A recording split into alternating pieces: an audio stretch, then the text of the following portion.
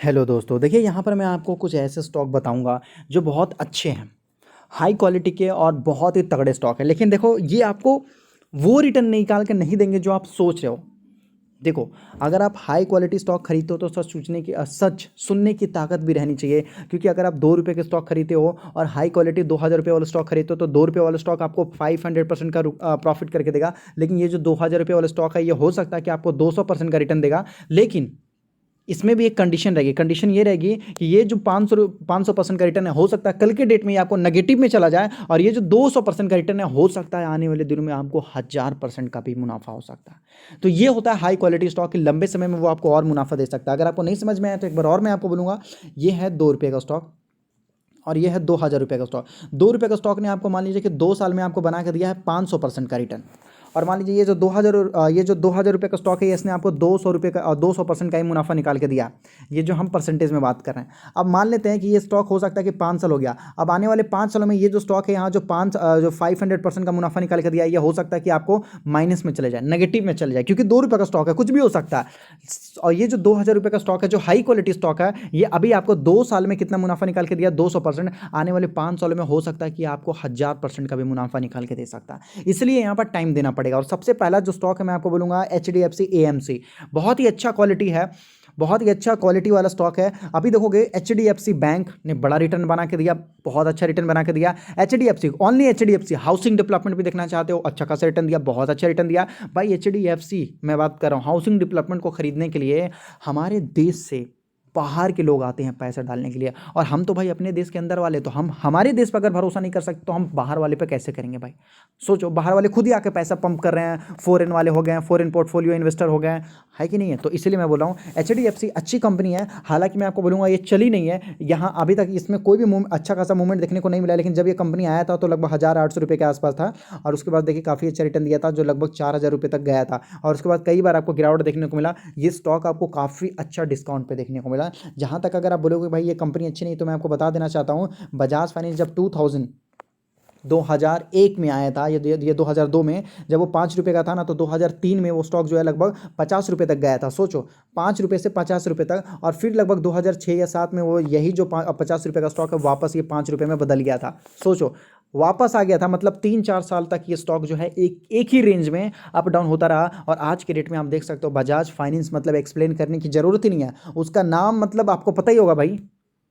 जैसे कि मैंने आपको बोला, ये दूसरा स्टॉक हाउसिंग डेवलपमेंट फाइनेंस, यहाँ पर 500 रुपये का स्टॉक है। लंबे समय में देखो तो ये स्टॉक ने कितना परसेंट का मुनाफा निकाल के दिया है? तो लगभग 10,000% से ज़्यादा रिटर्न बना के दिया। 12,600% का रिटर्न बना के दिया है इस कंपनी ने, जो कि काफ़ी अच्छा है।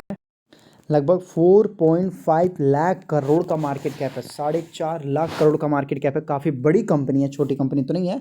फॉरेन इंस्टीट्यूशन के पास देखोगे तो लगभग 72.78 मतलब 73% की हिस्सेदारी है। और लगभग डोमेस्टिक वालों के पास देखोगे तो लगभग 16% तक की हिस्सेदारी है। पब्लिक को केवल 10% मिला है। और सबसे बड़ी चीज़ मैं आपको बता दूं, तो ये जो फॉरेन वाले हैं, इनके पास 70% ही था 2020 के सितंबर में। यहाँ से इन्होंने कर लिया, यहाँ पर देख लीजिए, दिसंबर में इन्होंने कर लिया लगभग 71.95। और अभी देख लीजिए मार्च में इन्होंने कर लिया लगभग 72.78। मतलब कंटिन्यू 3 क्वार्टर से यहाँ पर HDFC में यहाँ पर हिस्सेदारी बढ़ाया जा रहा है। सोचो, बहुत अच्छी और बड़ी कंपनी है। इस कंपनी को एक्सप्लेन करने की जरूरत नहीं है। 4.5 लाख का मार्केट कैप है और मार्केट का लीडर भी खुद ही है ये कंपनी।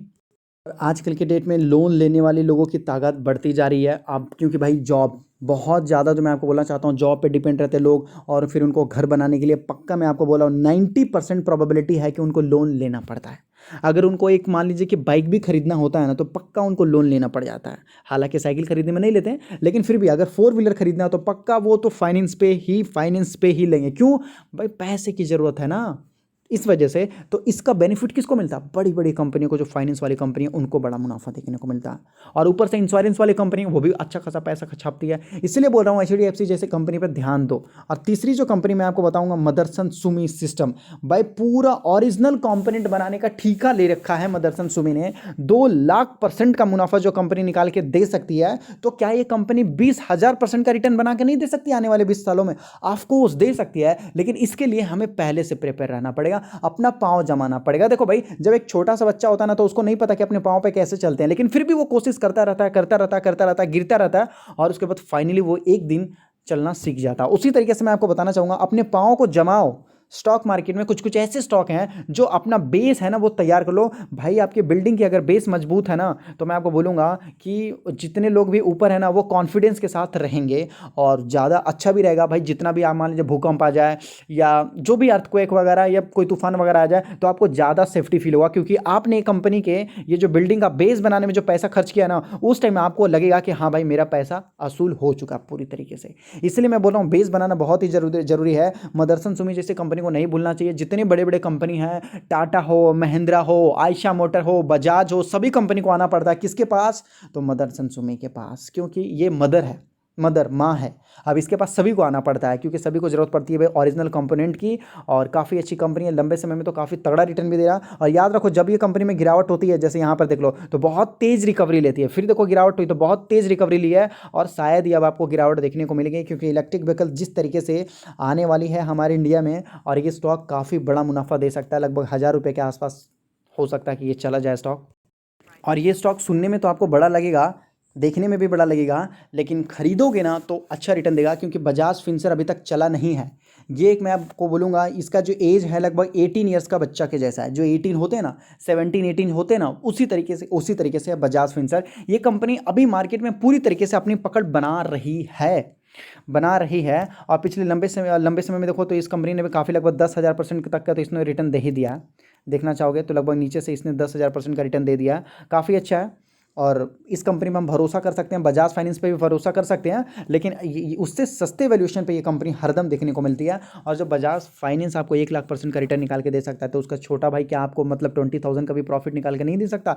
तो ये ऐसी कंपनी है जिसके ऊपर ज़्यादा डीप रिसर्च करने की ज़रूरत नहीं है मेरे हिसाब से। बस आपको लंबे समय तक रुकना का ज़रूरत है, और ये आपको 10 सालों में ही आपको दिखा देंगे कि आप कितने बड़े हो। हालांकि 5 सालों में भी आपको पता चल जाएगा कि हाँ, जो मैंने किया है 5 साल पहले, जो मैंने स्टेप उठाया था, जो कदम उठाए थे, आज वो मेरे लिए बहुत अच्छी साबित हो रही है, और आने वाले 5 सालों में मैं एक अच्छे प्लेस पे हो जाऊंगा। तो ये 4 स्टॉक हैं जो मेरे नज़र में हैं, बहुत ही हाई वैल्यूएशन, अंडर वैल्यूड आपको देखने को मिला, जो अपने फेयर वैल्यू के रियल प्राइस पे दौड़ रहे हैं। और मैं आपको बताना चाहता हूं कुछ ऐसी इंफॉर्मेशन बैलेंस शीट में होती है या कंपनी के अंदर होती है जो देखना बहुत इंपॉर्टेंट होता, और शायद ही कुछ लोगों को पता रहता। तो ये 4 कंपनी मेरे फोकस में है, मेरे हिसाब से अच्छी कंपनी है, और आपके पास है तो बहुत अच्छी बात है आपके लिए। और अगर आप स्टॉक मार्केट में नए हो, अपना डीमेट अकाउंट वगैरह ओपन करना चाहते हो, तो आप अपना डीमेट अकाउंट एंजल ब्रोकिंग में ओपन कर सकते हो। सही है, नंबर 1 स्टॉक ब्रोकरेज आपको देखने को मिला। यहाँ पर मैं आपको बता दूं तो डीमेट अकाउंट फ्री में, डिलीवरी चार्जेस फ्री में, केवल 20 रुपीज़ लगता है, वो भी आपको इंट्राडे में लगता है, जो हर जगह लगता है। और यहाँ पर देखोगे तो आपको एनएससी, बीएससी, म्यूचुअल फंड सभी कुछ देखने को मिलता है, कोई टेंशन वाली बात नहीं है। और देखो अनजान जगह पर डीमेट अकाउंट ओपन नहीं करना चाहिए, तो कार्वी ब्रोकरेज जैसे लोग आपका पैसा और डीमेट अकाउंट लेके भाग सकते हैं। इसलिए मैं बोल रहा हूँ सेफ्टी वाली जगह पर डीमेट अकाउंट ओपन करो। देखो एंजल और जीरोधा बहुत ही सेफ होता है, जहाँ पर आप और आपका पैसा बहुत सेफ होता है। तो डिस्क्रिप्शन में लिंक है, वहाँ से जाकर अपना डीमेट अकाउंट ओपन कर सकते हैं।